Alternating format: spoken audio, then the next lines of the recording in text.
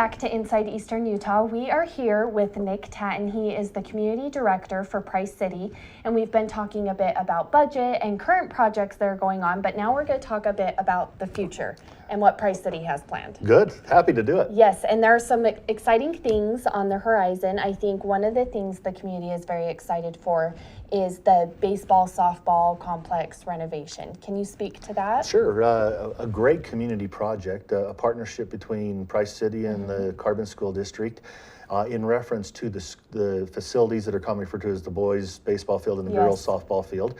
And so we've put together an agreement with the school district and the city that incorporates maintenance and use and keep the ball tournaments for the school level real active and great facilities, as well as enhance the facilities to bring other tournaments to the area and general community use for all of the different leagues and teams.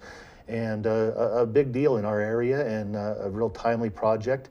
Kind of an expensive project. It's about a $3 million project. Wow. And so what does that funding look like? Where does that come from? Literally tomorrow, a contingent from Price City and the school district will be visiting with the Community Impact Board. We're requesting in round figures, a $2 million grant and $1 million loan that would be used to do that renovation. A lot of other partners, there's been some discussion with the National Guard to use some heavy equipment and help out with some of the project. Yeah, so it really coming together nice, and we're hopeful that it can be completed as planned and on time, and really be a long-term asset in the community for recreation, and particularly the tie this community has with baseball and softball, and how many different teams and the traveling teams, and how successful really the community's been with the tournaments, and how successful the kids and the individual teams have been in this area. It's a great project for the community. Of course, and you spoke on being on time. What does the timeline look for this? What is the goal? A big project, and you have to work around school schedules and some of those needs.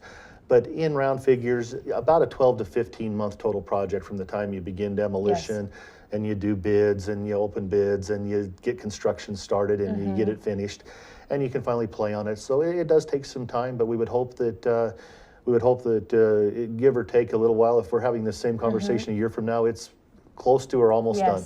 And I think it is important to note that this is going to be a complete renovation. Everything that is there now is going to be cleared, complete demolition, and starting from the ground up. It'd be a great facility, concession stands, scoring areas, parking areas, restrooms, and really enhance the facility and not just make it great for the future of the school district here and the teams, but also the community for use as well when the tournaments are in town and they need a lot of fields that are good quality and meet their requirements. And there will be some, with the school district, they will obviously have a bit of priority with their seasons as they go through baseball and softball, but then obviously the community will get some use out of it as well. And so with Price City, I think a lot of the tie-in that you'll have with that is a lot of the maintenance after the fact. Yeah, there's an agreement between the city and the school district to share maintenance responsibilities in different areas and at different times of the year.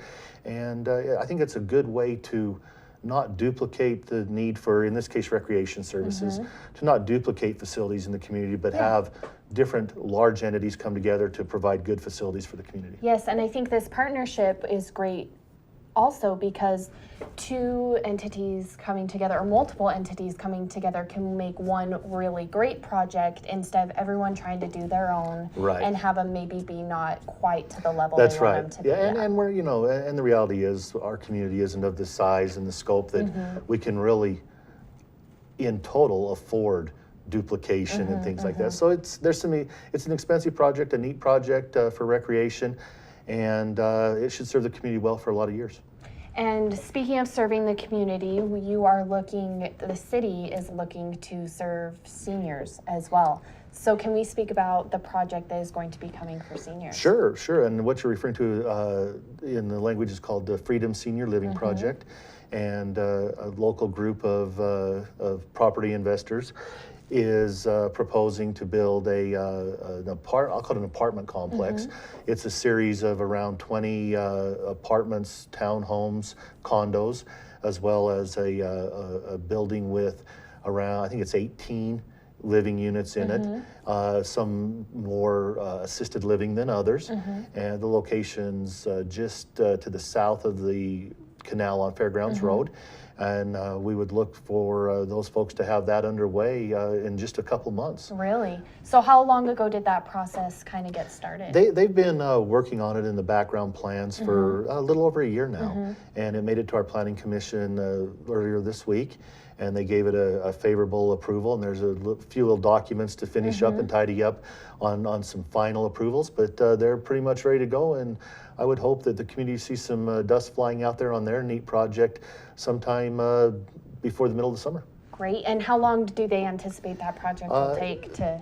It's a 3-phase project, and phase 1 they're anticipating probably around 9 months, and then we would hope that there's enough demand that they can move right into phase 2 and then phase 3. So probably over the course of 3 or 4 years for full build out if everything progresses properly. And so will there be certain requirements for those living, like age requirements? Is it's specifically for seniors? I think it's correct? more for need than age. Okay. And but they are targeting a senior population that wants to live in an environment where there's a little bit of assistance or even a lot of assistance, as well as no stairs, flat living areas. Well, I'll and take things that, like but just because I'm lazy and I don't like stairs that much. So but it's an exciting project, and I think it's one of many exciting projects that are going on. There's quite a lot of activity that happens before some of it becomes really widely known in the community in terms of building renovations and economic opportunities and activity.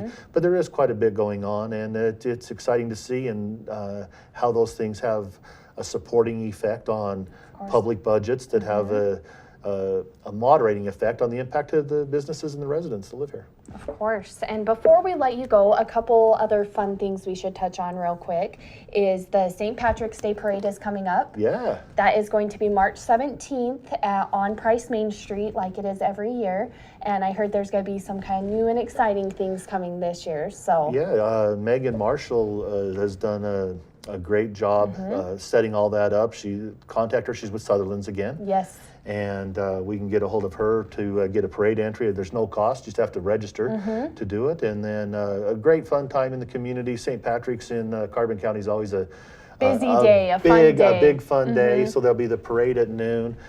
Green eggs and ham breakfast at the firehouse in the morning to support the Humane Society. And then really from noon to 8 o'clock, there'll be corned beef and cabbage dinner and fun at the traditional thing at Notre Dame. Yes. So certainly some fun things coming up, and then before you know it, it'll be international days, and we get right then we'll to be it. at budget again. and then we'll be right back here again. You bet. Well, we certainly appreciate you taking some time to join us and talk about what is happening in Price City. Yeah. Thank you for having me. Happy to be here. Of course. Well, thank you for joining another episode of Inside Eastern Utah. Stick around. More of your favorite programming is coming up on ETV Channel 10.